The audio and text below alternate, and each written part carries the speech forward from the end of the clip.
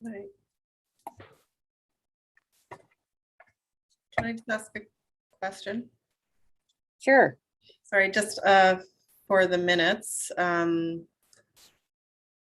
Greater Victoria Teachers Association is, what's your name, please? Sorry, I haven't adjusted that yet. Chris Clark. Okay. I'll change it now. Thank you. And Paul?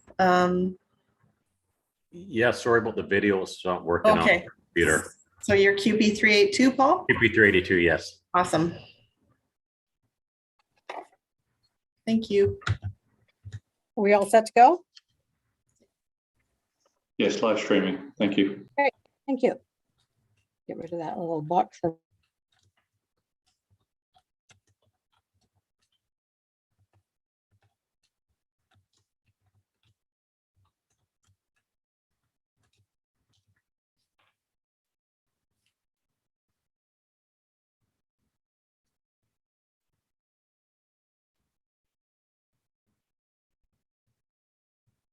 I think we lost our chair temporarily.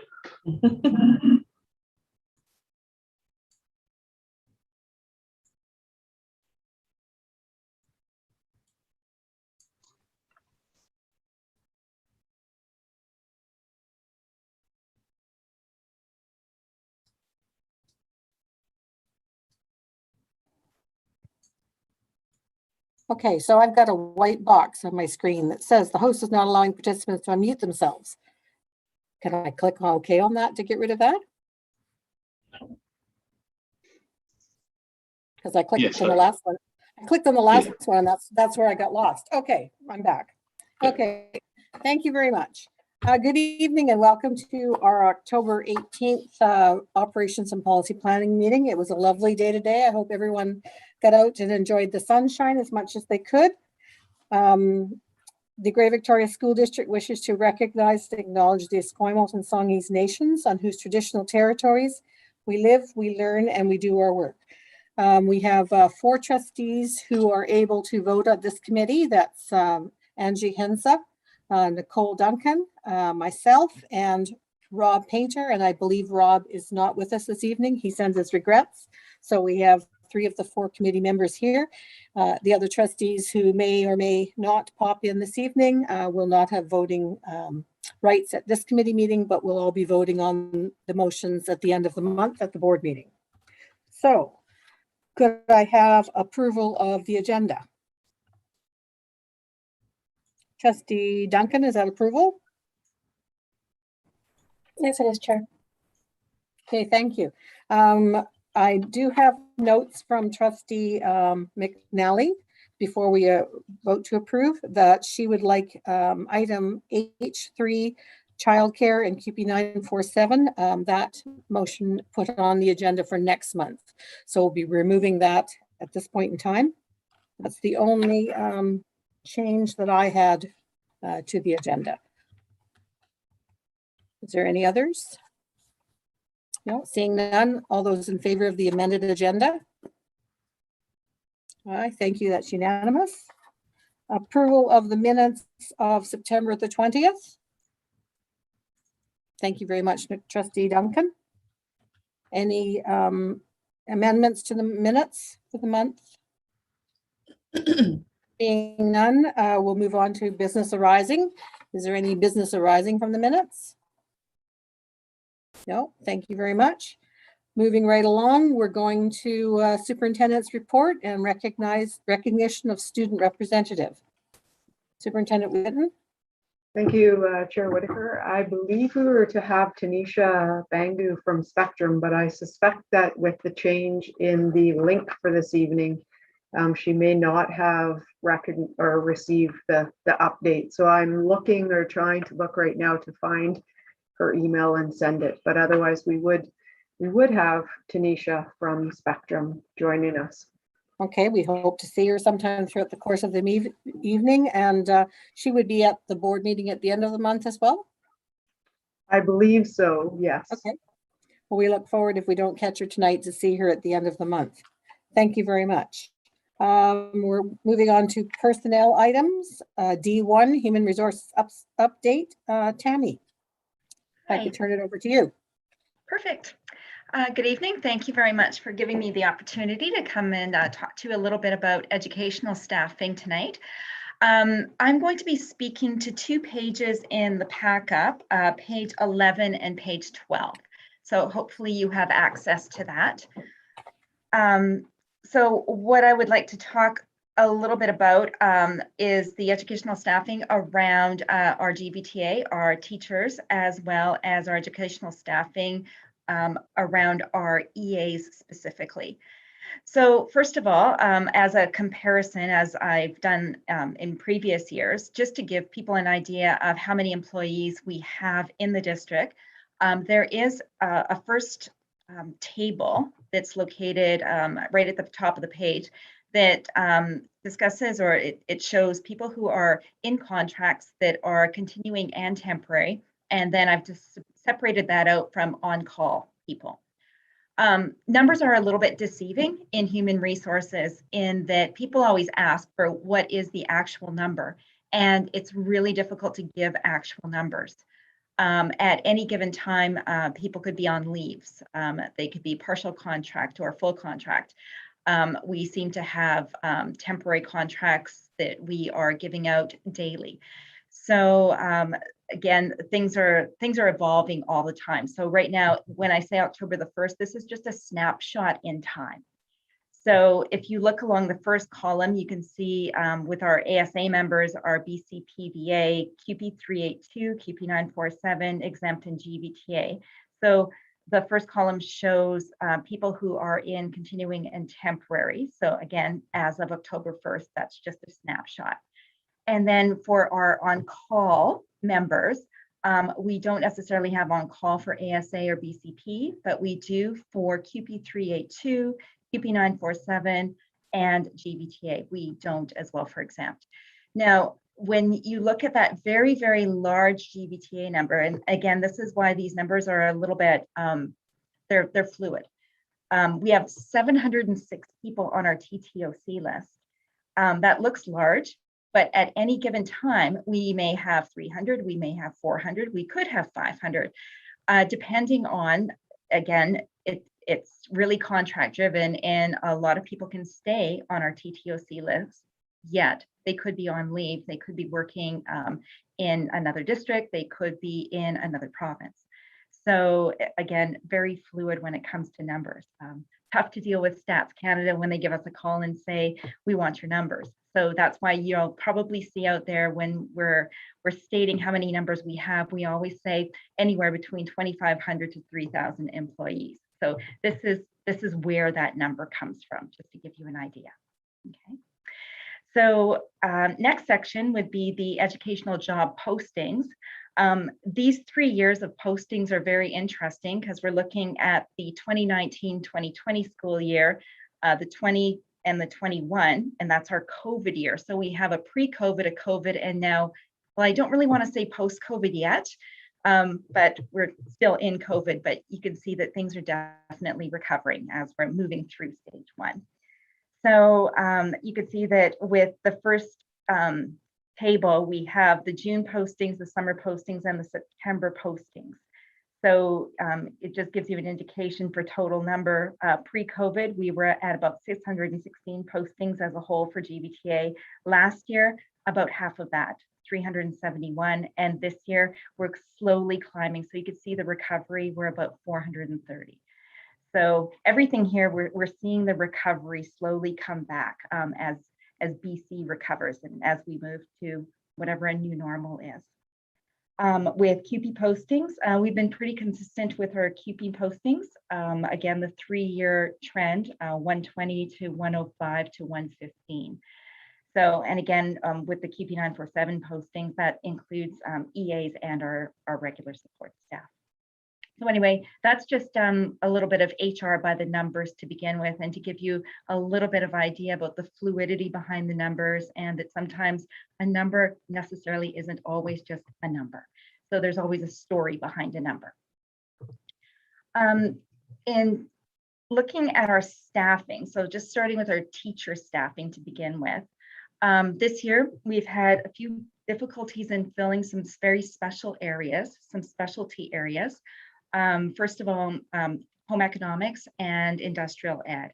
Again, we've always had some issues around that, as other districts have as well, but particularly in the middle school area. And again, we're looking at even some of our timetabling to see if we could help accommodate this in the future, to make some of our timetables for middle schools maybe coincide with each other so that we can help more people get employment. So we are definitely looking at that. We've had shortages in counseling this year. If you know about any counselors, please send them our way. We are looking for counselors. And we had a difficult time filling one of the vacancies for a teacher for visually impaired. So for GVTA staffing, that's where some of our issues are, and we continue to recruit people in French immersion, always people in French immersion, French as a second language, any secondary computers or physics, chemistry. So that stays consistent with us. So we are constantly hiring. Last year we hired onto the TTOC list about, over 170 TTOCs. So we're always looking. But definitely those specialty areas we're concentrating on.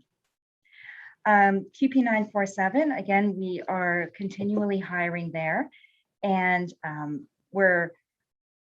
we know that there are issues around replacement. So far, we haven't had any issues actually filling postings. There hasn't been a problem with that. It's just when people are away, daily absences, sometimes people are not always replaced. So that's where some of the issues fall for us. And again, our concerns are, well, even around pre-COVID, we had concerns in this area, but COVID definitely has not helped us. The labor market, yes, I think unemployment has been the lowest it's ever been here in Victoria, but the cost of living has been the highest it's ever been as well. Very difficult to get people to move here. So we're dealing with, and we have who we have, so how do we get qualified people into our schools working with our children? And again, always looking at recruitment and retention. EAs, so our support staff, extremely valued. So we're looking at, how do we value, how do we keep people in the system? We seem to hire and hire and hire, but we want to retain. So again, we're looking at strategies around that. And again, with recruitment strategies, we've done a lot of advertising. You'll see some of our students, their pictures will be on some of the buses that we have, transit buses. We are definitely open for hire, and we're looking for educational assistants and teachers. So please expect to see some of those advertisements around town coming to a bus near you. As well, we use Make a Future, and we still have our EA Bridge program that we're definitely graduating out a few, definitely have several people being successful in moving through that program. And again, just that reminder around Bridge is that we're not training EAs in the Bridge program. What we are doing is just that. We're providing a bridge from these people who have equivalent qualifications, who have worked with children in the system, but perhaps in a different capacity. They could have been social workers or mental health workers, outreach, childcare, early childhood outreach workers, people who have worked with children or youth who have disabilities. So we're working with people who do have skills. We're not training people in 2 or 3 weeks. That's not what this is about. It is bridging to the school. So just that clarification piece. So on page 12, you can see that I have a chart there of the bridge programs that we've had. In my time here, we started with Bridge 1.0, but actually before I arrived here, they actually did a bridge program, actually during Associate Superintendent Roberts' time. And that was in January of 2018. So that was the very first program that they had here with 19 participants. And then we've had 5 since, and right now we're in our 6th bridge program. So we have 22 candidates going through that program at this time. So hopefully we'll have 22 candidates at the end that we'll be able to hire into our schools. In my previous conversation, I think it was about a year ago with this committee, you were really interested in the retention. So I have provided a column of retention. So how many EAs did we retain from the bridge program? So these are things that we really do need to look at, how we can hire and hire, but how are we keeping our people here in the system? And we've also looked at our own teachers who are extremely qualified, and some of them who may not be working all the time. We're also interested in becoming EAs and being in the GVTA union as well as the QP 947 union. So you could see that we've hired a number. In 2019-20, we hired 19 teachers to be 947 members. Last year, 39. So we have, close to 60 teachers who are also serving our schools as EAs. And we're going to put a call out this year as well. We haven't done that. We have done an exit survey with some of our employees who have separated from the district. Our response back, we had about 30 responses. We wish we could have had a little bit more. So they gave us a little bit of insight as to why they left. And again, considerations around hours and wages, training, mentorship, and the value of the EA position. So again, these are all things that we're looking at. And then there's some noteworthy pieces around EAs. What I've found out in reading through some of the survey data is that our EAs love what they're doing. And I think they could just wish that they could do it longer hours, more time in the week. And they love serving our kids. And I'd say that that's the same for all of our employees, just the value on kids. So extremely important. And I feel very humbled at the workforce that we do have here, especially in COVID. It's been tough for a lot of people here in the schools. So my hat's off to them. Thank you very much for allowing me to present. Thank you very much for that fulsome report. Lots of facts and figures and things that we were looking forward, like you say, last year when you came and presented to us. Any questions from any folks on that? Trustee Duncan and then Trustee Painter. Yeah, thank you, Chair. And thank you so much, Tammy, for bringing the report. I really appreciate it. It was wonderful to get some further context and information around retention around the bridging program. And I can see from the data that you've brought on the table that our retention rate out of that program has increased over time. And I think that's a good sign, I would think. I'm wondering, you also noted in your presentation that, we're very focused on recruitment, but that you also, acknowledge and recognize the need to focus on retention again. The exit survey, is this something that you're planning to encourage in other ways? Or is there any other feedback loop besides an exit survey that might assist us in developing strategies around that retention piece? Yeah. May I answer? Yes, absolutely. So you're absolutely correct. Last year, we were very fortunate in that we had some dollars through federal funds and some other dollars in order to put into EA training and professional development. And it was paid hours that they were able to do. And I know that that was extremely, they quite enjoyed it. At least the feedback was that it was very beneficial. So in conversation with senior leadership team this year, I know that they're willing to put more money into EA retention, and to look at professional development. So we're hoping to continue that this year. And you're absolutely correct. The exit survey was interesting. The data was interesting. And it's really a matter of sitting down with, I'm going to say, a bit of a think tank to look at some of the different things that we can do within the district, looking at sitting with district leadership team and even inviting some of our EAs that are presently with us to give us some advisement as we move forward. So perhaps a survey of our employees that are in the trenches right now. So you've got me thinking. Great. Thank you so much. Is that everything, Trustee Duncan? I just wanted to say thank you. And yeah, I think it's really positive to be creating those tables, to have those discussions and come up with those strategies, and take advantage of the great ideas that our staff have, given that they are in the trenches every day, as you say. Thank you. Before I go to Trustee Painter, I just wanted to recognize and welcome Tanisha from Spectrum. She has been able to join us. So thank you so much for taking the opportunity to spend some time with us, and look forward to hearing your comments if you have any throughout the evening. Thank you very much. Trustee Ryan Painter.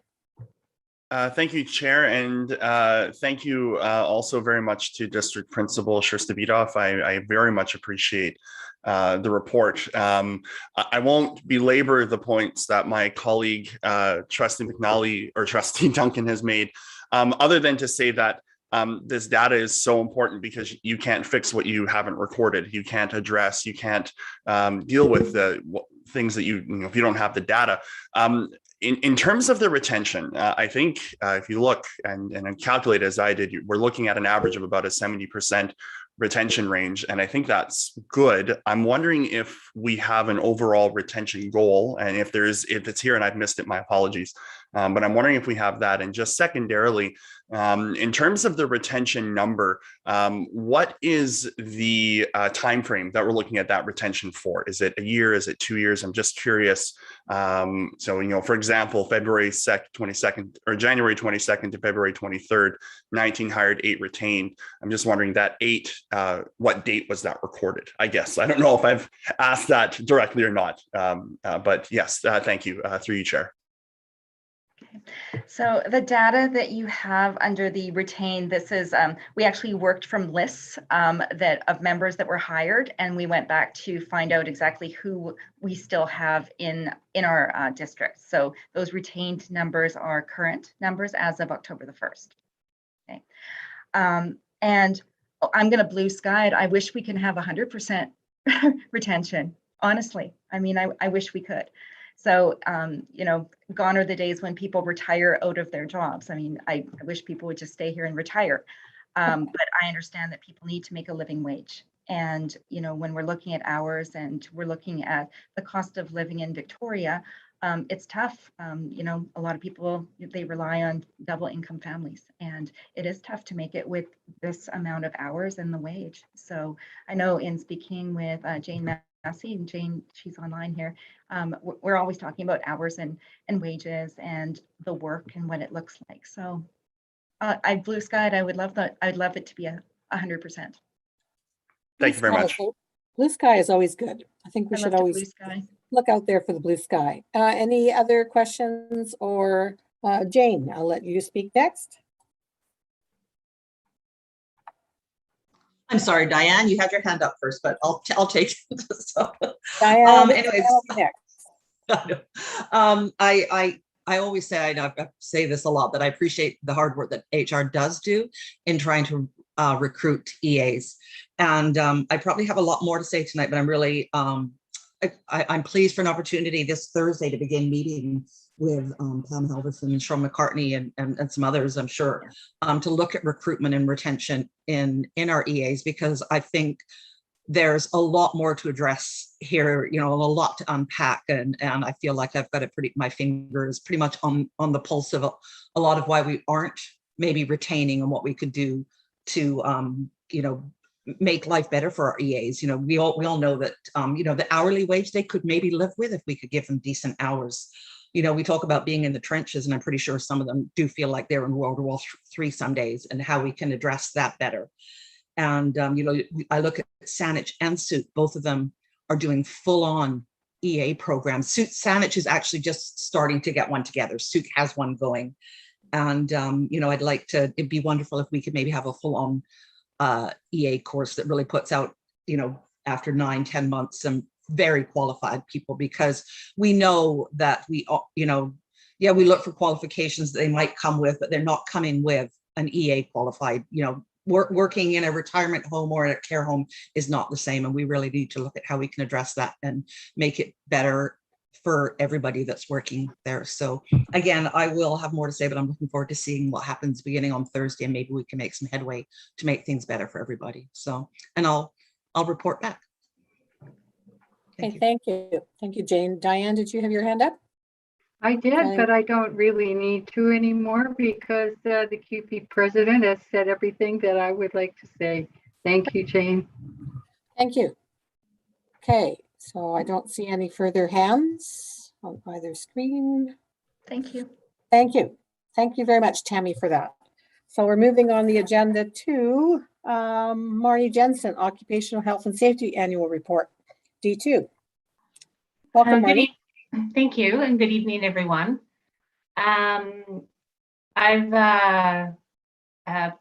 This is the second report of this type that's presented at this committee. It flows from a motion that was passed in February 2020, and I've restated that here for you.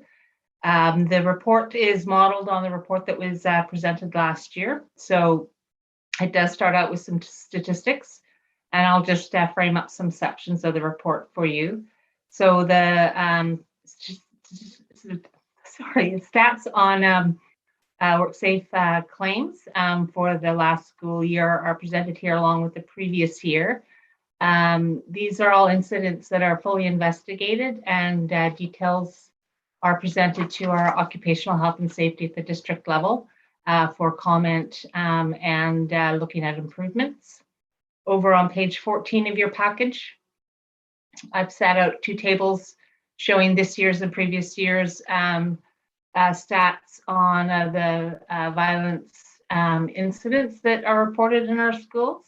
I think it's important to note that the previous year we're closed for a section through April and May for the COVID. Another indicator of compliance with WorkSafe is inspection reports. So we received 2 in the last year. One was presented on our failure to provide mandatory occupational health and safety training for new members to our joint committees. So we have until October 31st to comply with that. And later on in the report, I have a paragraph explaining that we are setting that training to take place on October 22nd, this Friday. The second inspection report was cited following from a harassment and bullying complaint. We had a complaint from an employee citing bullying and harassment from her employer, and it was investigated under the provisions of the relevant collective agreement. The employee was unhappy with the outcome of that report, but WorkSafe reviewed the report when we submitted it in this process, and there was no further action required. Under strategic improvements, I've restated the 2 inspection reports related to violent incidents that occurred in 2018. This has driven a lot of work for our health and safety employees. First of all, to bring us into compliance with these reports, and that both were fully complied with by September 5th last year. And we've been continually working to improve and bring forward new initiatives under this program. So we've put our violence prevention manual online. We continue to train our employees in non-violent crisis intervention. So I've set out here the last 3 years of employees that we have trained in those 3 years.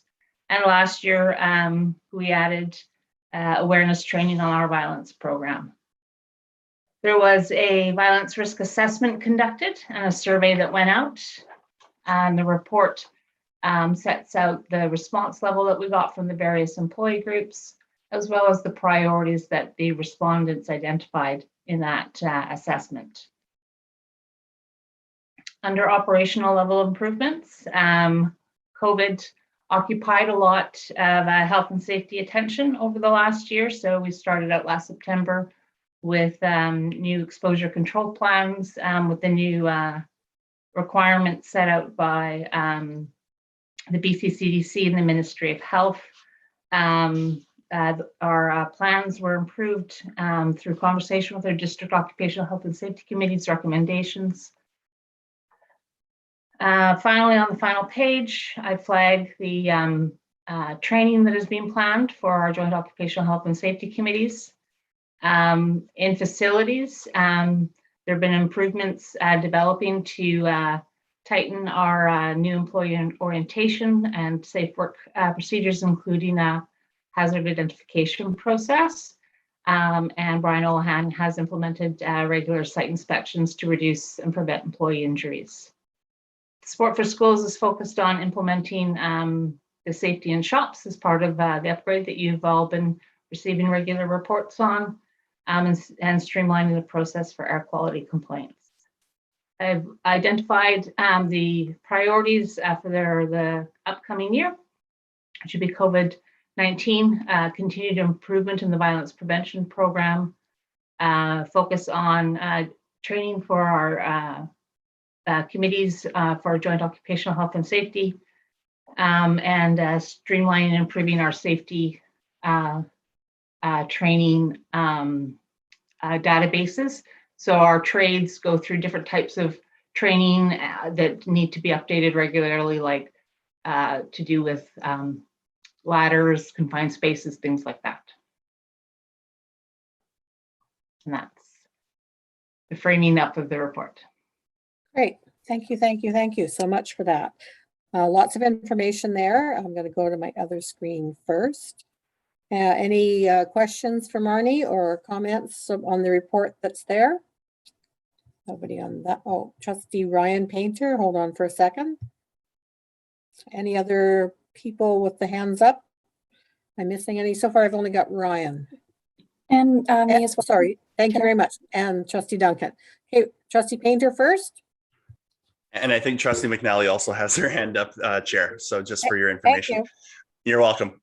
So thank you very much, Associate Director Jensen, for bringing this forward. Very comprehensive report, just like the previous from District Principal Shirsta Bedoff. I'm wondering, and perhaps I'm digging entirely too much into the weeds, which is fine. Just tell me if I am. But when I look at the summary of WorkSafe BC claims on page 13, and then the violence prevention protocol summary on page 14, what jumps out at me right away is that 947 claims increased from the previous year, GVTA claims decreased. And then when you go to violence prevention, 947 claims, form 1 decrease and claims decrease, but GVTA form 1 increases. I'm wondering if I'm just reading too much into numbers and if it's in fact statistically not totally relevant, but it did jump out at me, and I wondered if you could maybe shed a little bit of light on what that might mean and if there's anything significant to read into that. Thank you. I don't have an interpretation to attribute meaning to those stats for you. So I'm sorry about that, but no, that's okay. I didn't review the monthly detailed reports that were presented at the Occupational Health and Safety Committee. So differing times of awareness. And no, I can't say that has any meaning at this time. Okay, thank you. Thank you. Trustee Duncan. Yeah, thank you. And thank you very much for the report. I certainly appreciate getting a sense now on an annual basis, sort of where we are and what some of our high level strategies are, what some of the challenges are. And really, what I was hoping was that we would start to identify some trends and just be engaged on an ongoing basis with health and safety. I wondered, I had a couple of questions through the chair. One of them was around the CPI training, so that the nonviolent crisis intervention training for educational assistants. I'm wondering what the long-term goal is in terms of that training, whether the goal is to have all EAs eventually have that training, whether we're targeting that training to specific positions. And I've got a couple more questions, but it might be easier if I just pause in between. Yep, thanks. Our goal is to have all EAs trained in the CPI, as well as many teachers as we can. And administrators are another group that we focus on to make sure that there's that level of training in each building. Okay, Trustee Duncan. Yeah, thank you for that, and thank you, Chair. That's great, and certainly very, very positive to see the both health and safety committees receiving the training that they need. One of the things that jumped out for me, and I just wanted to get some clarification on, was we talk about streamlining the process for making air quality complaints or addressing or raising concerns around air quality. I wonder if we could get some clarity around what that means in practice. What it means is to set levels of thresholds around the complaints prior to the expenditure of having a third party come in and to contract that service. So to have Brian Olahan, one of our health and safety advisors, attend the school to do a bit more research prior to engage that, and setting thresholds before we make the expenditures about a bad smell or a potential concern about mold. Okay, Trustee Duncan, you have a further question? Yeah, I do. And just one more, and thank you for that. So just to clarify, my understanding then is that we are setting baselines, which we have our staff sort of test for before escalating the concern through a more formal process, which involves an additional cost. Is that right? That's correct. There's been development of a form, like a checklist, to go through prior to engaging the third-party consultant. Thank you for that. And the only other question I had was around the shop safety training element. So I know that there's certainly a shop safety training element that is staff-based, ongoing training and development from a professional perspective. I'm wondering how that filters down to the students in the shop. It's one of those sort of unique areas within education where there's a bit of, or maybe a slightly more clear overlap between the professional requirements and the health and safety of our staff and the health and safety of our students as well, who are learning in that sort of shop environment. So I wonder if you could explain a little bit to the committee how students are affected by that health and safety training within our shops. I'm afraid I can't. This report is focused on the work safe and occupational side of safety, and the mandate of the employees in human resources and facilities is focused on our employees. So I know that at the same time the board had the motion for this report, there's also one that was looking at student safety. So I'll have to refer you to that process. Thank you. Great. Thank you. I think Trustee McNally and then Jane Massey. Thank you, Chair. This is more a comment than a well, there is a partial question. Thank you so much, Ms. Jensen, for the really complete report here. It has a lot of valuable information for us to consider going forward. Having been an EA ages ago, and still knowing, people from my teaching days who are working in the schools, the fact that 50% of the workers responding had experienced violence in the workplace. The sentence says 49.9% of the workers responding had never experienced violence in the workplace, which leaves the other half having experienced it. That's, of course, I know you share my concern. We all are very concerned about that statistic. I just want to ask sort of a rhetorical or maybe an actual question from the paragraph above in your report, which says violent incidents in the schools is still a concern, and over 3 in 10 workers responded that they felt additional violence prevention training sessions are needed. Long ago, I, as a teacher with a large team of EAs and a certain amount of violence occurring daily in our classroom, took that training, and it's probably different now. I don't know how different it is. But do you think, do you think that really what we need, in addition to more training, is more personnel to contain violence that can't be de-escalated? I know we're not going to find those personnel anywhere quickly. I think Trustee McNally has asked a really big question. And I just wanted to point out a couple of indicators. We did have over 2,000 surveys go out, and unfortunately, our responses were less than a third.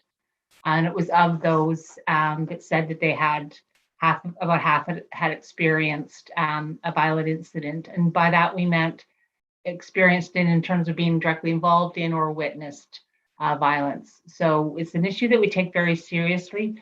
We are working on trying to improve our response rate on these surveys and the training. And I think that it's an ongoing challenge to recruit personnel, but also look at the capacity of the resources in the classroom, and work with the staff we do have to try and better address the issue. But it definitely is an ongoing set of work that we are dedicating significant resources towards. Thank you. Jane? Hi there, thanks again.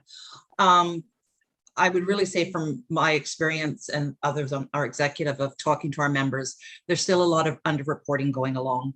We talk to people daily who is like, well, did you report that? Well, no, I didn't. And so, we really need to continue to encourage people to report that, because one observation might be, as I think as Trustee Painter mentioned, the numbers for 947 went down where GVTA and our principals went up, most likely because we didn't have enough EAs in the classroom, and so more and more, and that's being taken on by other of our personnel in the schools because we're not there to help support those kids. So I'll just leave you with that. If I could just add that the report does indicate efforts to improve reporting and underlines the importance of reporting.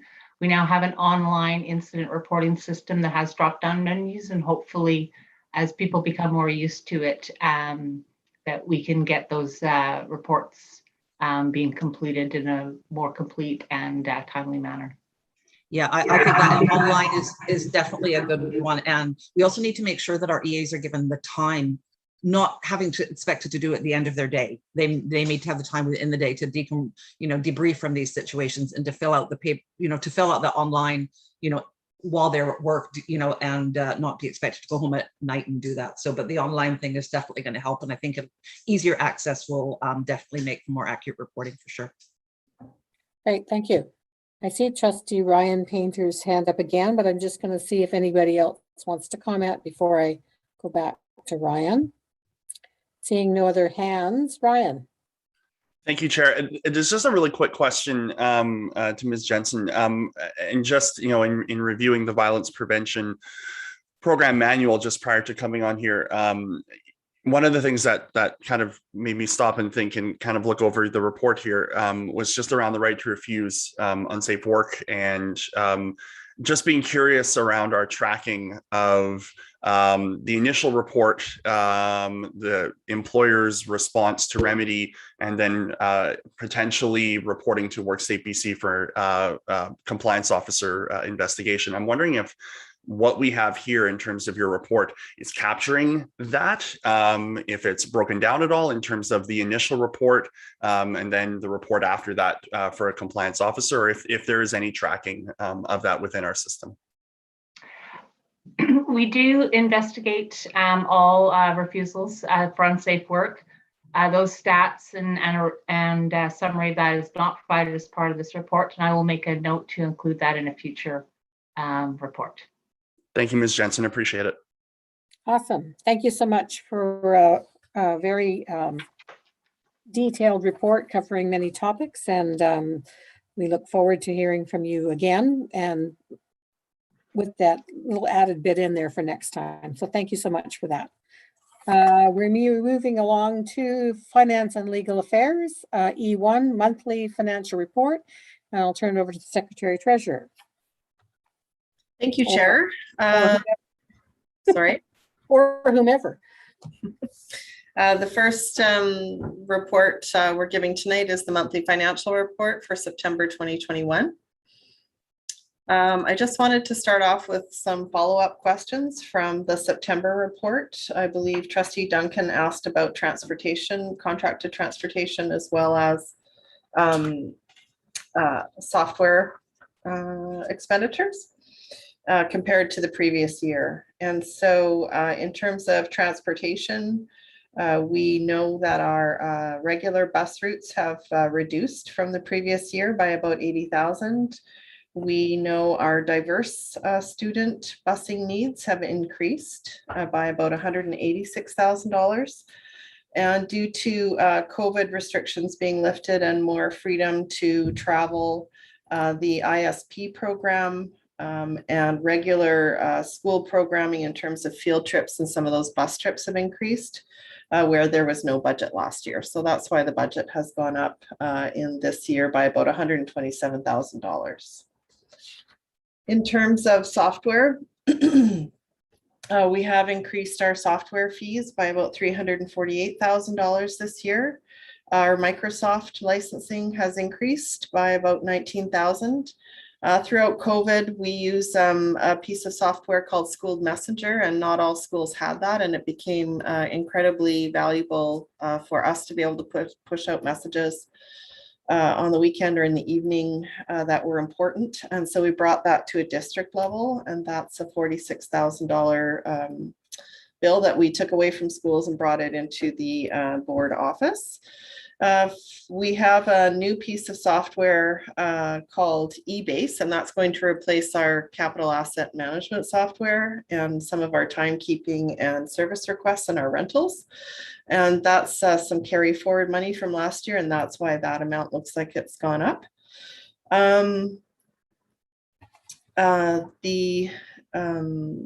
My Education BC, we have a budget of $217,000 that we'll probably be able to reallocate at amended budget time. This is an amount that we were waiting for to know what our software would cost us per pupil. So My Ed BC is the provincial student information system, and we get levied on that each year.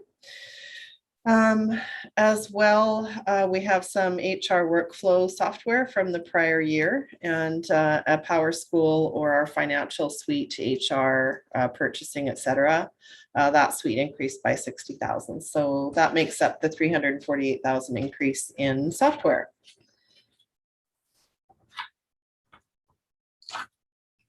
And so in terms of the September report here that we have today, I just want to say that we're about at September 30th, we're a month into the school year itself, but we know we have 12-month budgets and 10-month budgets. And so for our 12-month budgets, we should have 75% remaining. And for our 10-month budgets, we should have 90% remaining. And our expenses are sitting at 86% remaining. So we're in good shape. And that is for your information. Great, thank you. Any questions on this first report? Okay, just change screens here. Nope, we're all good. Okay, thank you so much. Moving on to budget change report, E2. Okay. This is also a monthly report. So the operating grant is on the first page, and we show where we started off with preliminary budget and where our surplus allocations are at the moment. And then we move down into some of the transactions that happen throughout the year. And so what we've committed to do here is to show you any incoming revenue and offsetting expense that come and go throughout the year, as well as any big transactions over $200,000 or $100,000. At the bottom of page 1, we are indicating that the board's holding approximately 1% in reserves if surplus appropriations remain the same as proposed. And on the second page, we have an indication of some of the changes that have happened in our special purpose grants. And the only change to highlight here is that we have a full breakdown of the mental health special purpose grant now. And so that's there for your information as well. Great, thank you. Any questions on this document in front of us?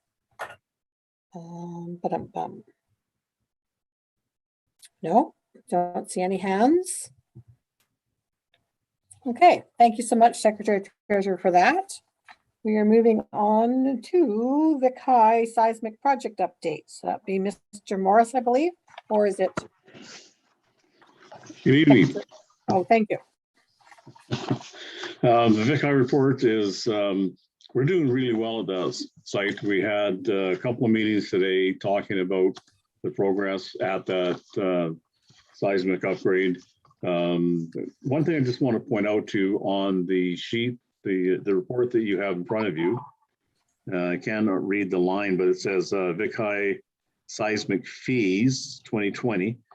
You'll see that's overspent, but what we do is the fees we get from everybody is dumped into this right now, and then it's dispersed into the appropriate line accounts once we move deeper into the project. We're still receiving fees for services for a number of pieces of this project. All in all, the project is looking really good. We've got our on-site project manager, Gord Wallace, is really keeping us up to date almost on a daily basis with everything that's going on there. And so that allows us some checks and balances and some firsthand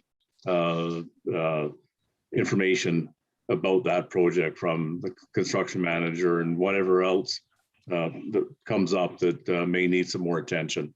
So I'm confident right now with this, and as we move forward, we have almost daily briefings with Gord and the people involved in this.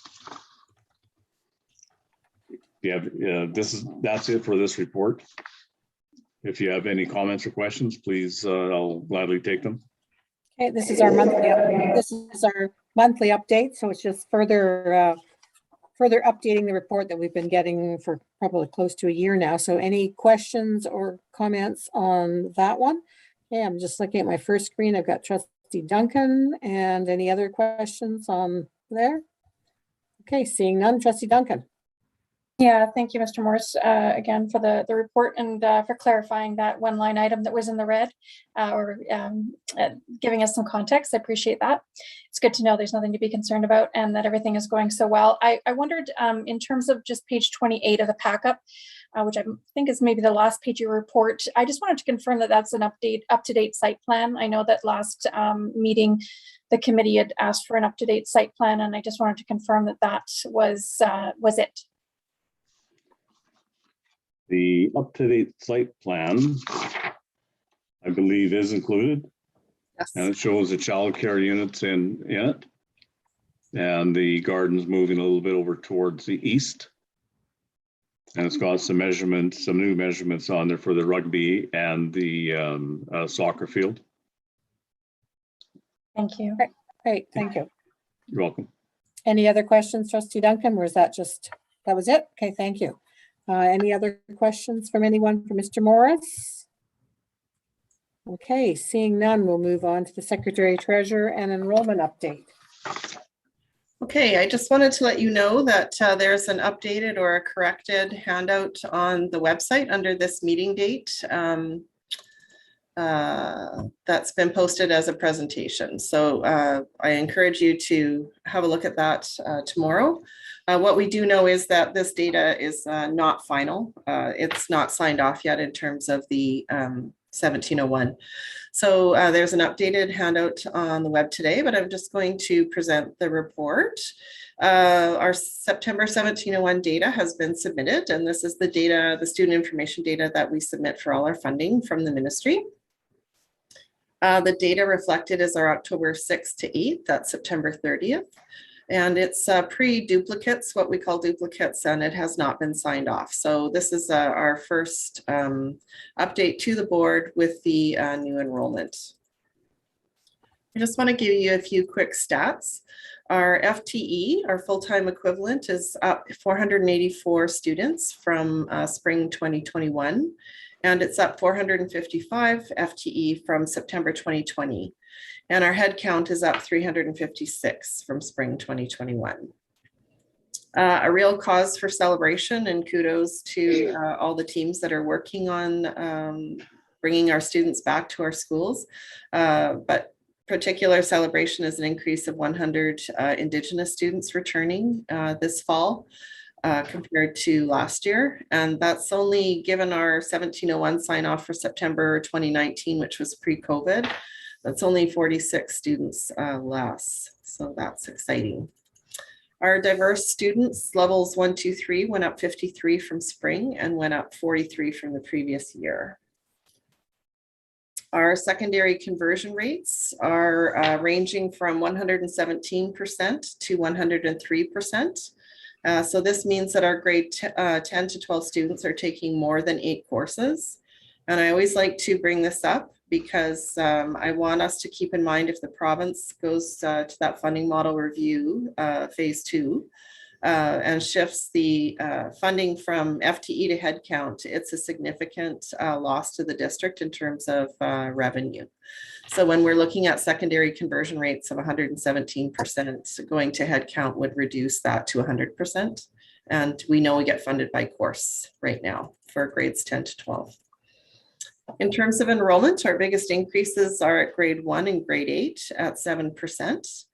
And we have some decreases from the previous year in kindergarten and grade 2. In September 2021, we had 1,438 Ks coming in and 1,766 grade 12s, give or take adults and things like that, outgoing. And this is very similar to September 2020 with 1,469 Ks coming in and 1,760 grade 12s going out. So our enrollment is holding quite steady when we look at our bookends. In terms of funding, we can see on the last page of this particular report, there's a $5.5 million increase given the enrollment increases we've seen. 3.8 of that is enrollment based. And if we use 20% of any enrollment increase as sort of discretionary, meaning that we don't need to hire teachers and education assistants and increase some of those other enrollment based expenses, and we use a 20% marker, it does mean that we have about $750,000 extra to spend in this particular year. But as I say, we'll bring a final report when we do sign off on our data. Our nominal capacity utilization, and this is the this is the space or the number of seats that the ministry likes to use, or as built, we call it in our buildings. The capacity utilizations increased from 78% in 2020 to 80% in 2021. And we show about 5,000 seats empty or available to growing enrollment. When we look at functional capacity, how we actually use our buildings in terms of some of the class size composition, restored language, as well as some of the pedagogical and the ways, different ways we use our buildings. Our functional capacity utilizations increased again from 83% to 85%, with only 3,431 seats empty. And so we can see our functional capacity is even higher. And that's where we see some of the tension around schools. And that's an enrollment update for you. And I would like to thank the finance team, Julie Lutner and Katrina Stride, for their work on the funding update and some of the enrollment numbers. Great, thank you so much. I see Trustee Ryan Painter's hand. I'm just going to change screens to see if anybody else has a question. Okay, seeing none, Ryan. Thank you, Chair. Through you to the Secretary Treasurer and the whole team, thanks for this. This is really fantastic information to have and to have digested. Lots of good news all around. The only question I have, and this is probably going to be really easy to answer, fingers crossed. When I go to the nominal capacity versus headcount chart, I see Lansdowne as just one there, and I'm not sure if I'm missing Lansdowne South Campus or if that's all just kind of bundled together in that chart, because it does show Lansdowne headcount over capacity, but I'm assuming that that's Lansdowne South and the main campus put together. So I'm not sure. I just wanted to check with that. Just going to find it. Yes, it may be that we need to increase or have a look at the inclusion of Richmond there because it does show it over capacity, which it may very well be. We know we have portables there, but we can bring that back for you. Yeah, I just wanted making a really quick problematic or hopefully not problematic note. Thank you. Thank you. Okay, any other questions for this report?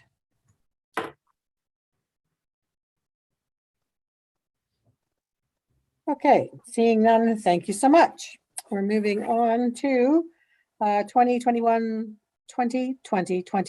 surplus appropriation. Secretary Treasurer. Yes, so at the September 27th regular open board meeting, the board received its financial year-end reporting. And at that time, it passed the motion that you see in the agenda. But the board did want to have a further discussion around what the enrollment looked like in terms of how we were coming in this fall and hence the enrollment update under E4.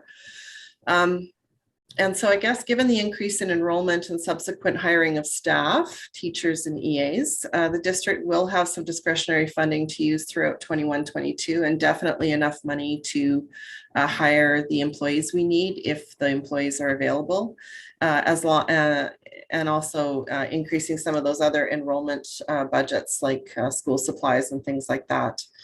We also heard Principal Schuster-Bedoff talk about some of the recruitment and retention efforts with EAs. So things like that we are going to be more than able to attend to during the year.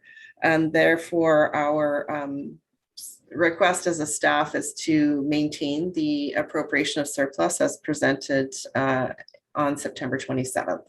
But the board did want to bring that back to ops once it knew what the enrollment and the funding implications were.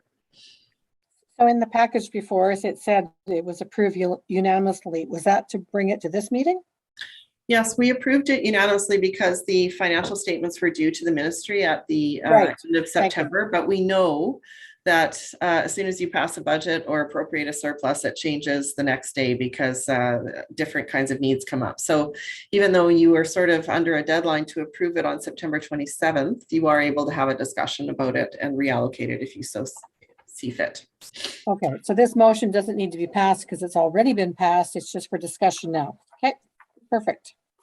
Any questions?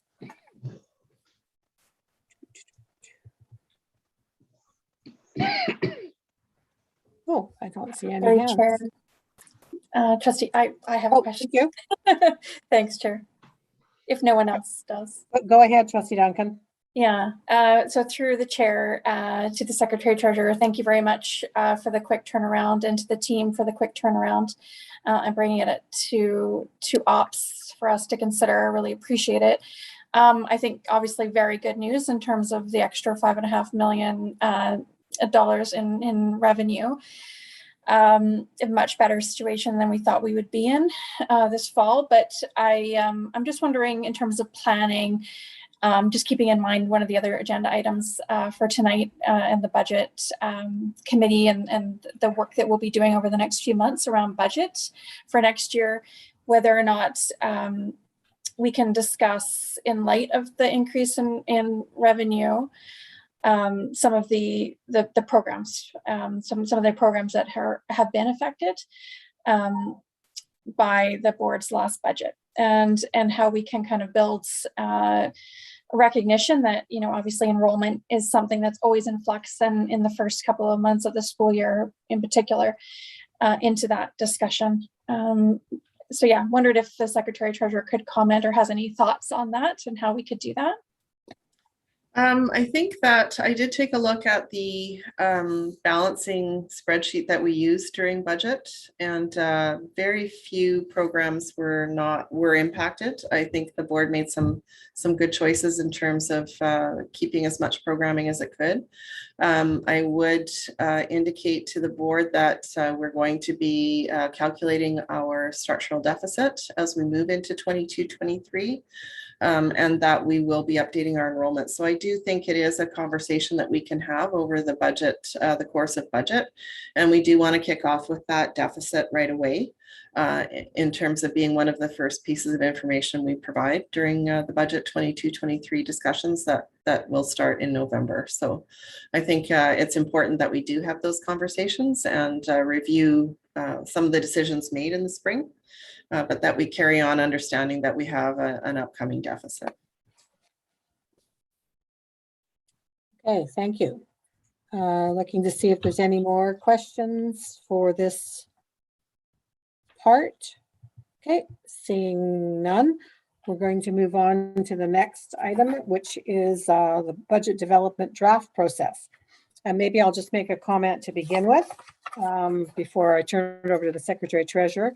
So the board is not making any decisions on this tonight, but we did feel that it was important in the lateness of when we were able to get together for our second meeting and bring this forward, that it come to the committee as a document so that it could be out there for the public to look at before the board made some decisions at the end of the month, rather than just bring it to a board meeting. This is giving everybody sort of 2 weeks to digest the possibilities of this committee structure going forward and some of the items and possibilities for the committee and different directions it may take.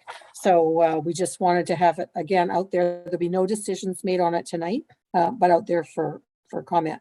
So I'll turn it over to the Secretary Treasurer to pick up on that if she'd like. Sure. So in the pack-up on page 49, you see the 22-23 proposed budget process. And this was largely built off our experience in the spring, as well as Joan Axford's special advisors report. And so trustees got together on September 16th and on October 12th and really turned a mind to improving the process for the upcoming year. And so the attachments to the memo are the culmination of these working sessions. And the attachment includes some of its work around values and guiding principles, budget committee options, communications plan, and process and timeline. And one reason we did want to bring it to committee is that we did want to hear some input either tonight or through an email to Chair Leonard around what stakeholders and partners wanted to do with the budget committee options. I do want to just update hot off the press today the values and guiding principles. And again, I want to reach out and thank Dr. Shelley Nemi for her invaluable assistance here today and later this week around reaching out to the individual 4 houses to talk to them about the value statement that is under Indigenous in the first attachment to the budget proposal. And she has graciously met with Songhees and Esquimalt nations and spoken to UFIA and will speak to Métis Nation later this week. But so far, the changes that have been made to that value statement, and I'm just going to read it, and this will go in the record, of course, but it's just a little bit more detailed than we had originally put out. So it now reads, as of today, with 3 of the 4 houses contacted and Métis to give their input later this week. But the budget will be culturally respectful and responsive to the needs of Indigenous peoples and will include the 4 houses and the Indigenous Education Department within the budget process. Trustees, the board and staff will utilize the Indigenous Education Department's regularly scheduled meetings with Songhees Nation, Esquimalt Nation, UFIA, and the Métis Nation of Greater Victoria as the conduits to share information and to consult and seek input and direction. The board and staff will attend meetings with Songhees Nation, Esquimalt Nation, UFIA, the Métis Nation of Greater Victoria, and the Indigenous Education Department when invited and or when any concern and or clarity is required.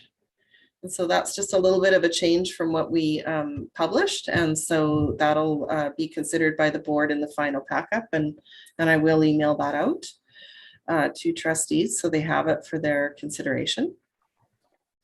And so what we really wanted to get across is the improvements that we want to make to the process. and get your feedback on really the whole package. And if not tonight, then before, I guess, this week sometime when the board agenda gets published. It is the board's intention to pass a budget process by October 25th, because we do need to get started, as was our commitment in the spring. And so under the budget committee, if you've had an opportunity to read the pack-up or not, there are two committee structures proposed. One is a small committee of 2 to 3 trustees and 2 to 3 staff. And both committee structures are advisory to the board. We know this is the board's work to pass a budget and to make those tough decisions and to support their strategic plan. Decision-making would be consensus building where possible and non-voting. Stakeholders and rights holders would not be at this committee, but they would be invited as experts or able to come to speak to the committee. The meeting agenda would be that the committee would discuss topics, and we heard some of them loud and clear during the spring budget process. Subject experts would present to the committee. The topics would be set by the committee. A small group may have more safety or more frank conversation. A small group may likely have better attendance. Trustees not on the committee would need to trust the trustee reps that are on the committee to bring forward the information and not debate and rehash everything at the board table again that had been discussed at committee. Agendas and minutes would be made public, and less members may be able to go deeper into the data. On the other side, we have budget committee structure number 2, and this would be quite a large group. It would be all of the trustees, stakeholders and rights holder reps, as well as some staff. The decision-making here similarly is advisory, reporting to the board. It's the board's work. It's one of the most important things they do. Decision-making would be by consensus where possible. It would be non-voting. Stakeholders and rights holders would be at the table. The meeting agenda would start off with a large group, present some information, break out into smaller groups to have more informal discussion with each other, and then report back out to the big group on various topics. We would also invite subject experts when specific topics are on the agenda. The topics would be set by the committee, and the bigger group may have more diverse voices and understanding perspective. This would be a very informal committee. It would be less formal than operations and education. It really is intended to start conversation. This model may be perceived as more collaborative. Agendas and minutes would also be made public. There may be better trustee buy-in because of all 9 trustees participating. And in this model, awareness and understanding of district picture would be developed with a wider audience. And so those are the 2 committee structures that we're interested in. The communications plan, what can the public or what can schools, what can you expect to hear from the budget process as we set out for 22-23? And finally, the budget process timeline. And something we also wanted to get some feedback on was we have some very tight staffing deadlines that cause us to have to approve a budget ideally early in April. And that sort of pushes up against our 2-week spring break. And so what we've proposed here is that, and the rub here is March 10th would be a large public town hall meeting where we would present the budget options in a more public way. Although you can see February 22nd and March 8th, we would be working on options to provide the public as well. So what we're proposing here is March 10th, we'd have a public town hall. We receive our ministry funding announcement, in which case we would switch kind of into our plans A, B, and C, depending on the announcement. We would try to have the public feedback period for the budget before spring break started. And then spring break would be as it is for everyone usually, without having to provide a feedback period. And then first, second, and third reading would happen between April 4th and April 7th, recognizing that we would have given the budget in all its options and its sort of public forum between February 22nd and March 10th. The other option is to push all those dates a week forward and use some of spring break as the feedback period. And that's something that we're very interested to hear feedback on. That would allow us a little bit more time around the public town hall in order to receive the ministry funding announcement. But that's something that the board can contemplate as it receives feedback from the group. I think that's the end of the proposed budget process. Great. Are there any initial comments from folks who have had the opportunity to read this, or can I ask you all to make sure you send us something on what you think if you're not prepared or don't feel you have enough information right now to comment? Looking for any hands. I don't see any hands. So the trustees are comfortable bringing forward these two options and spent a long time trying to get the wording of all the value statements right. So I'm happy to see that Shelley Nimi's been able to rework that one, because that's where it should have gone. So that's great to hear that. So I'm not seeing any comments. So this will go forward to the board, and it will, any comments that are received by either the secretary treasurer, myself, or the board chair between now and the board meeting will certainly be included in the conversation. So I hope you'll all take the opportunity to send us that information. So thank you to the secretary treasurer for preparing that and walking us through it. Thank you so much. We're moving on to then facilities planning operations update. Mr. Morris. Hello again. So before you is the report from our operation. I'd like to thank all of my staff for submitting this information to me so I can fill out this report.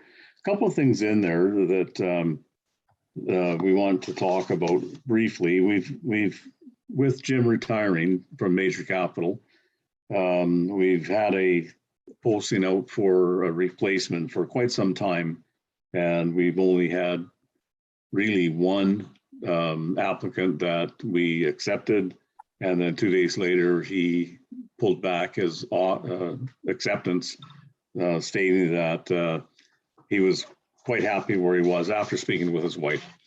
So I appreciate that. So what we've done is a little bit of a restructuring within Capital, and that's to help us gain a little more insight into the entire operation with minor capital and major capital. What we've done is move Marty Viston Harwood into an associate director of facilities / capital position. She will oversee the operation of the new manager of major capital once we have that position secured, as well as her minor capital implementation, which she will continue doing. She's well positioned to deal with the major capital and the information we get from our project manager on site, and also help the new manager of major capital once that person is on board. Congratulations to Marty, and we look forward to working with her on that. The rest of the report is pretty straightforward. It's everybody's been just running flat out, and so we're helping each other as well. So no one flounders and attempts to burn out here. If you look around, we've got a good sense of what's going on in this district with our staff. We get information back from our staff when in the buildings, and that's helping us to put together some more information on long range planning and short range planning, and the upcoming long range facilities plan, which we have to start working on soon. And also with our energy manager, he's putting some really good information together that's helping us a lot in the direction that we're going when we have to submit projects to the ministry for approval for the following year. I'm open to any comments or questions. Thank you, Mr. Morris. Are there any questions or comments for Mr. Morris? First screen. No, I think we're good.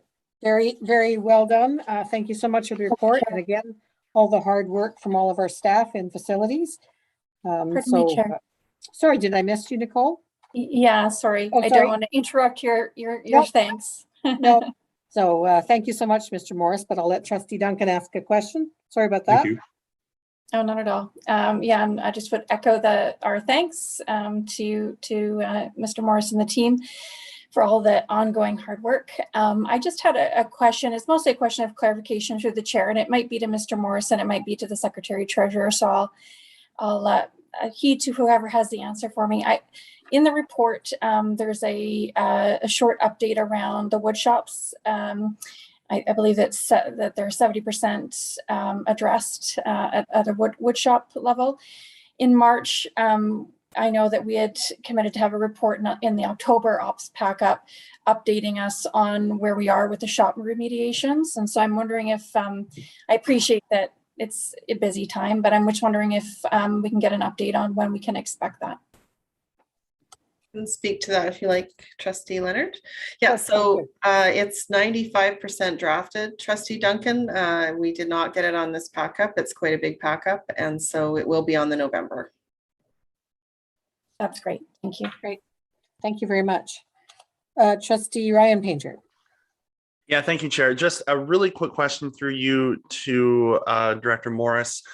Just in the network communication and security part of the report, there's a mention about the Wi-Fi platform and looking to possibly upgrade due to the increase in use. I'm just wondering if you can just explain that out a little bit more. Like, what are you looking to increase bandwidth? Like, what exactly are you guys looking at for that?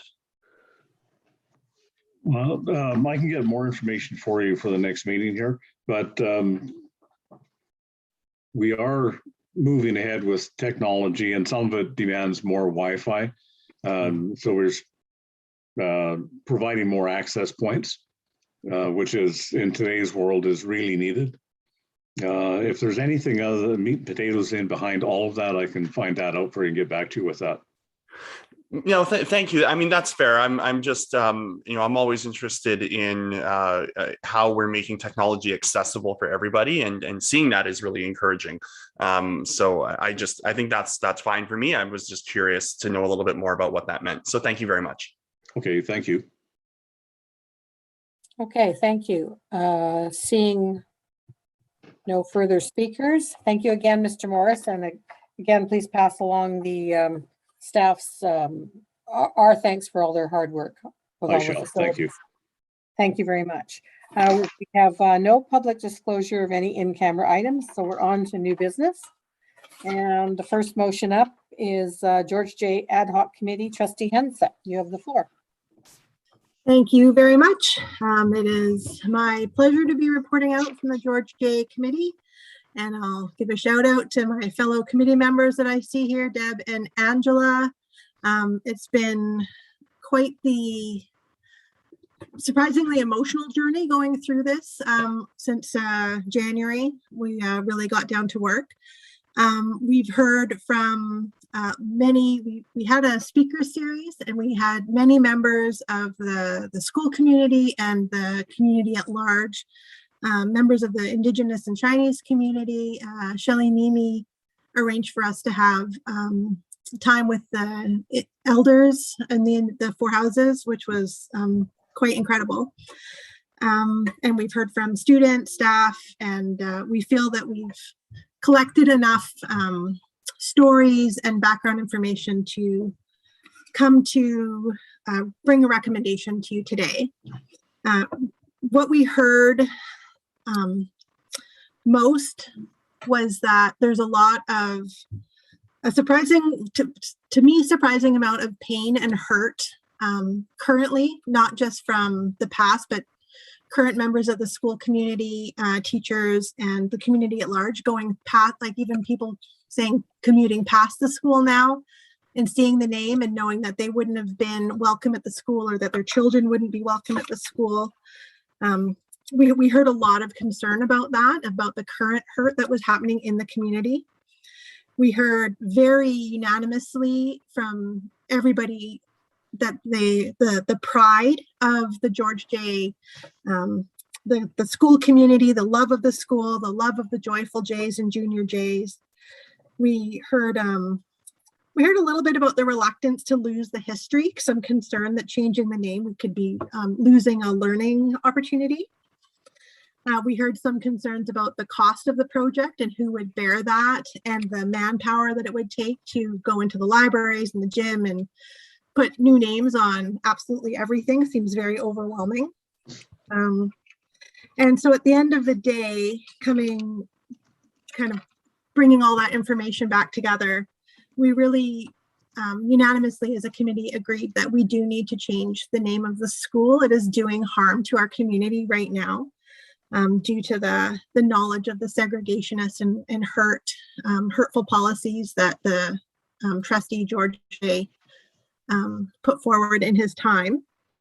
One thing that we really liked was one of the speakers suggested an annual renaming day, which we thought would be a great way to celebrate this whole process that we've gone through and be a good learning opportunity for George J. So it's not, the name isn't just disappear and is never spoken of again. Another concern we heard was that the school community doesn't want this to go on too long, because it's a very unsettling position to be in, not to know who they are or who they're going to be. So we propose that we, I don't have I've got my notes, not the motion in front of me, but that we commit to changing the name and move our committee into the phase 2 of collecting recommendations for the new name, and that we do this with all possible haste, so that by the end of this school year, by next September, we can be ready with new signs and be ready to welcome the new George J community, whoever they may be, not ruling out Schoolie McSchoolface. So I'll bring that to the Ops Committee. If I'm curious to hear what you have to say about it. Well, do you want me to read the motion into the record then? That would be lovely. Thanks, Elaine. Okay, the recommended motion that the Board of Education of SD61, Greater Victoria, rename George J Elementary School as per policy and regulation 1421 and then any applicable legislation, and further that the Board of Education of SD61, Greater Victoria, task the George J Naming Ad Hoc Committee to make a recommendation to the board for the new name of the school. So Trustee Henson has brought that forward, and it doesn't need a second. So I've got Trustee Ryan Painter on the speakers list. And any other speakers? Okay, Trustee Painter. Thank you, Chair.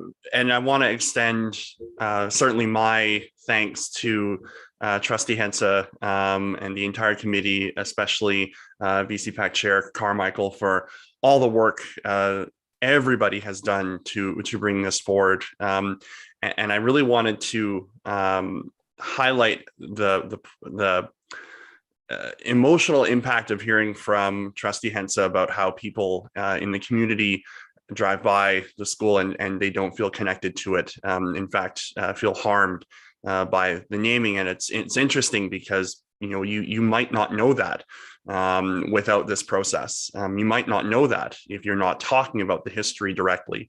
And I think it's just a further reminder of the challenges that exist in a colonial system wherein we don't necessarily always talk and hear about the challenges of names and places that engenders in people. So I certainly do appreciate all the work that's been done here. I also appreciate the consultations to speaker series. I mean, this committee did an incredible amount of work, very seriously and very focused. And so I can't vote at this committee, but I will very much be looking forward to voting at the board at the end of the month.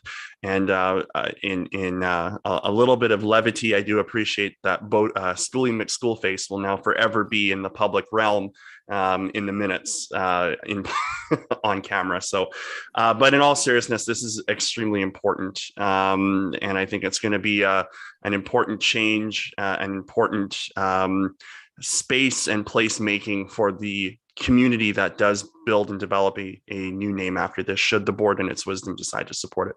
Thank you. Okay, thank you. Any other speakers to the motion? Nobody on that screen. Oh, Trustee McNally?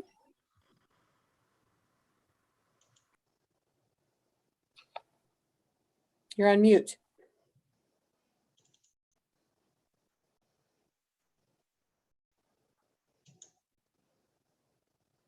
You're still muted. There Sorry, you go. Thank you. the screen just went crazy there for a while. Yes, I echo everything that Trustee Ryan Painter has said. I can't vote on this committee either, but I just support the motion wholeheartedly. And to me, it seems as though the work this committee has done is going forward a really good template to refer to should we be faced with renaming a school again. Yeah, a great energy and very complete exploration of the process that's needed to come to a really good decision. So thanks to all the participants. Thank you. Angela, did you want to speak? I do. I'm having some technical difficulties though. This meeting keeps cutting in and out. So stop me if I cut in and out. Okay. This was, as Trustee Hens has said, an extremely emotional journey for all of us. And I do encourage the board to pass this motion for a number of reasons. But the biggest one being that this is about the students and nobody else. We want the students to be united under a name that represents them all, regardless of where they came from. And when I brought this to the board 2-3 years ago now, it seemed like it was going to be such an uphill journey. And now I can see we are so close. We are so close to telling the whole district that, you know, SD61 will not stand for racism within its schools. We will not. And this is a huge step. And so I do urge the board to, you know, accept this motion and to pass it. And also to involve the students if the motion is passed. Involve them in naming their school so that they can be proud of who they are and where they're going. And I thank you for everybody who spoke to the committee and everybody on the committee. It was a really spiritual journey, and I just thank you for the opportunity. Great. Thank you so much, Angela, for all your hard work on the committee as well and your words tonight. Any other speakers to the motion? Trustee Hensa, did you want to close? Me, Chair, sorry. Oh, sorry, Trustee Duncan. Again. Yeah, thank you.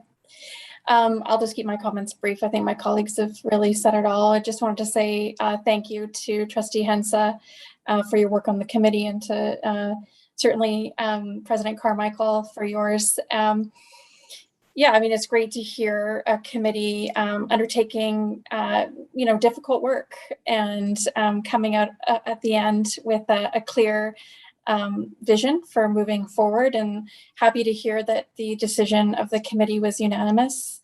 I think that speaks to the strength of the data that was brought to you, the research, and the contributions of the community, and in particular the school community. So thank you so much, and I am very pleased to support the motion.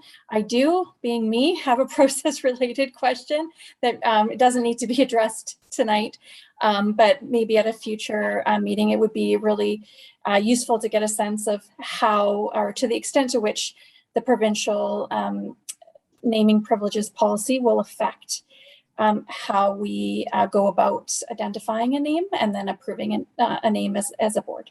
Thank you. Okay, thank you.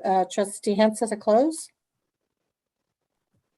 Thanks. I don't really have anything further to add. It sounds like everybody's in support, which I appreciate. I think the process was very thorough and clear, and I appreciate everybody's support.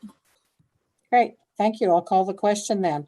And just as a reminder, there's only 3 voting members on this committee, so it doesn't mean the other trustees are not in support, but they'll get their chance at the end of the month. So all those in favor? And that's unanimous from the committee. Thank you very much for bringing that forward and the report tonight, Trustee Hensa. Trustee Painter, COVID-19 vaccine mandate.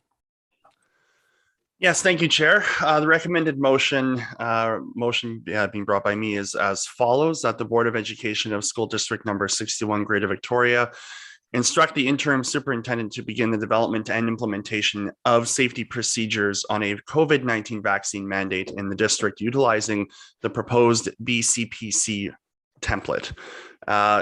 So as we know, a week ago, the provincial government, in their wisdom, determined that it would be up to individual school districts to move forward with preparations, procedures, and planning for a COVID-19 vaccine mandate for district staff.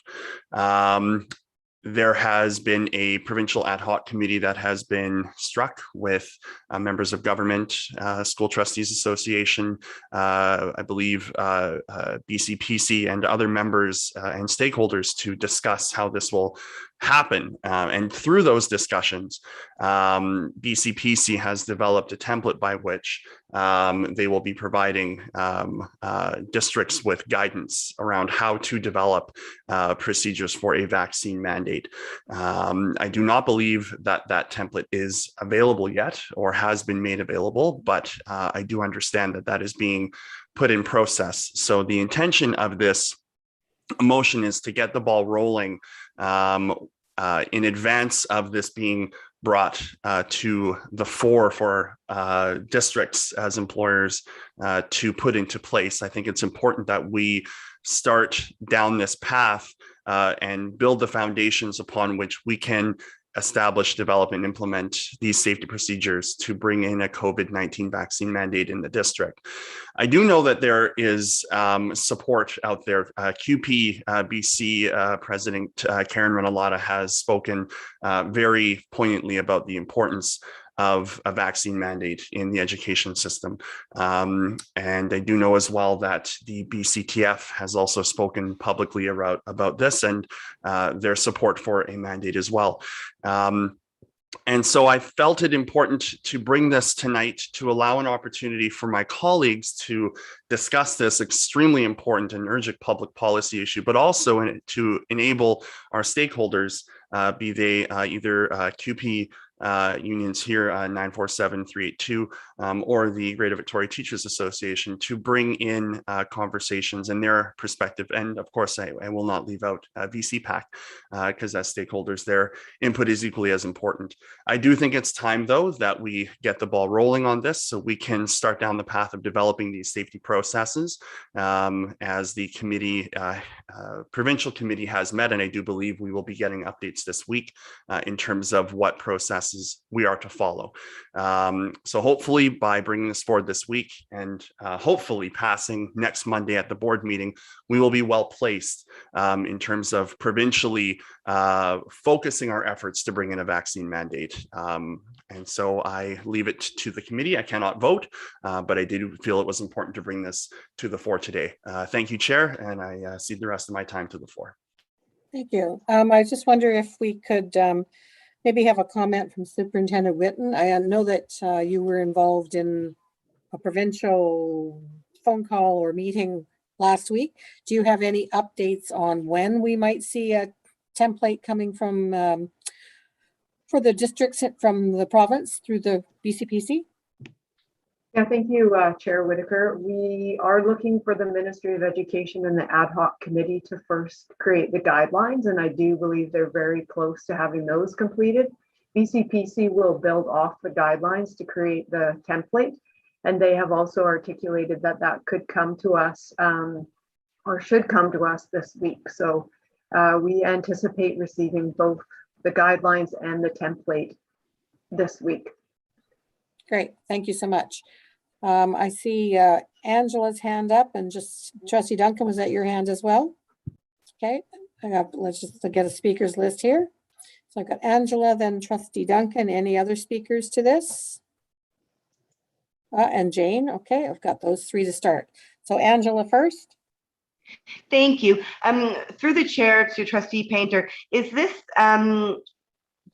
solely for staff? and not students? Yes, it is solely for staff. Okay, then the VC PAC put out the question to its members last month about mask mandates, and we overwhelmingly got 100% yes, we want mask mandates. And then we posed the question that this would be coming down the line for mandatory vaccinations, and we do support it. Many of us have jobs outside of our volunteering, and we are, most if not all of us have to be vaccinated to return to work. And in order to keep our students safe, those staff within the building, we would like to see a mandate going forward, because we truly believe it's the only way to come out of this pandemic, and that is our goal. I'm sure it's everybody's goal at this point. Definitely is. Thank you so much. Trustee Duncan? Yeah, thank you, Chair. Thank you.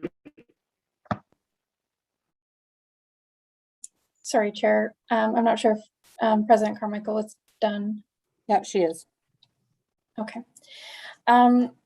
Yeah, so when I looked at the motion, you know, I would say that I think it's essential that we have in the province a vaccine mandate.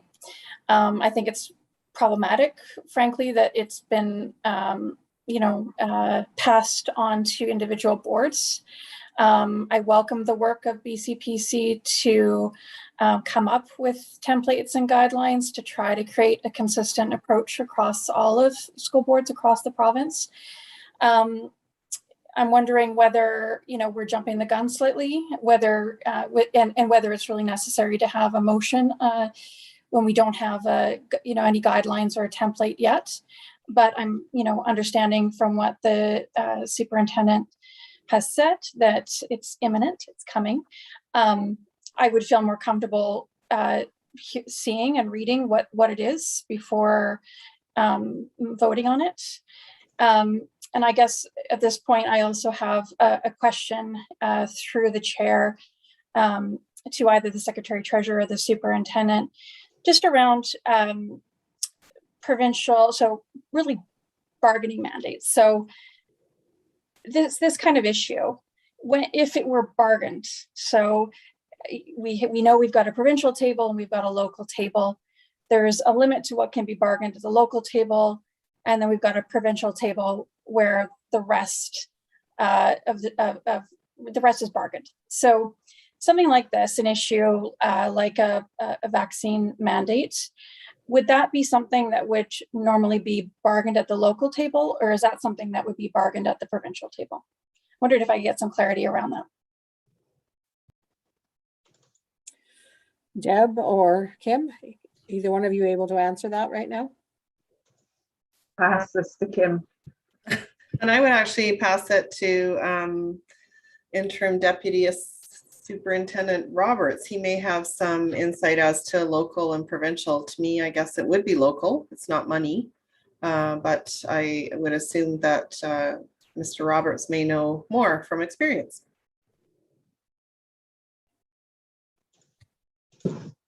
Mr. I'm Roberts. having difficulty aligning the vaccine mandate or requirement with other aspects of a collective agreement discussion or bargaining that we've had.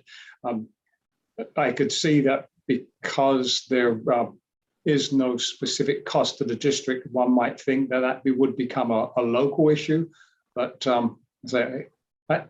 the mandate for a vaccine falls far beyond most of the items that we would normally consider in a collective agreement negotiation. So I am finding it difficult to respond to that question in a way that the board might find helpful. It is a once in a lifetime pandemic, so they probably hadn't thought about that when they split up the two tables. Trustee Duncan, a follow-up? Yeah, thank you. And I appreciate it's a difficult question and it's unprecedented. But it was something that struck me, you know, as I've been watching the discussion unfold over the last few weeks around this and the difficulty of, you know, placing this with individual boards.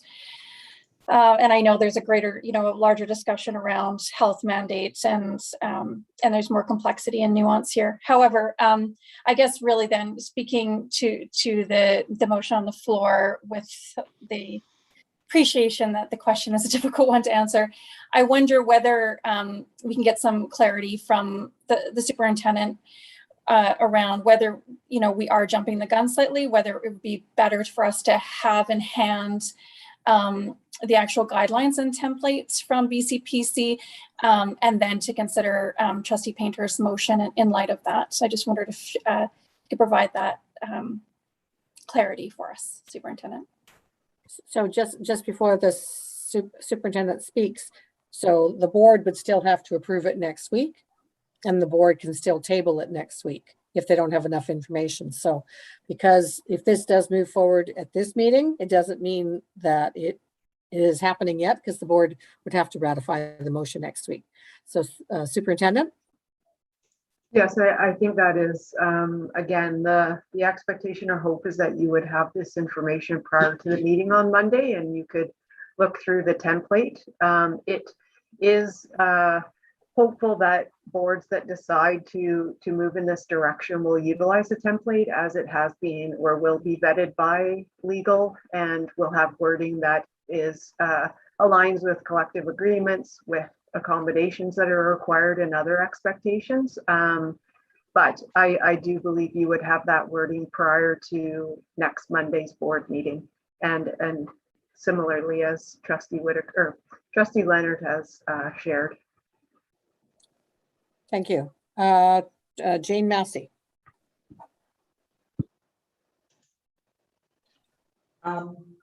Yes, in regards to this, obviously it's all coming up very quick, and certainly agree that, we've got to, protect everybody that we can in the school, especially our little ones that can't even get vaccinated. And I'm sure we've all got some people in the schools that maybe can't be vaccinated for whatever their reason may be, especially those ones that can't, for medical reasons. And certainly haven't had the opportunity to survey all of our members, but based on my communications with our executive, definitely in support of a mandate. And I think that's probably pretty indicative of what our membership will be like.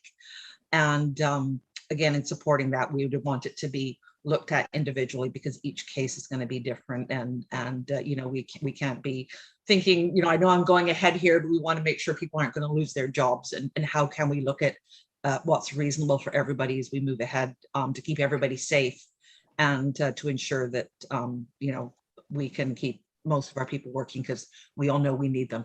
So so we'll see what comes down as the week, and hopefully we do hear from them with their guidelines and best practices and that, later on this week. So great.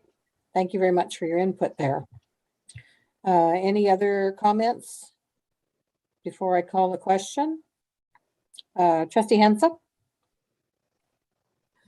Thanks. Yeah, I think this is really important to get this, get the ball rolling on this. And I thank Trustee Painter for bringing this forward. Whether we move forward with it ultimately or not, I think now getting it out there and getting it ready for the board table next week is really important.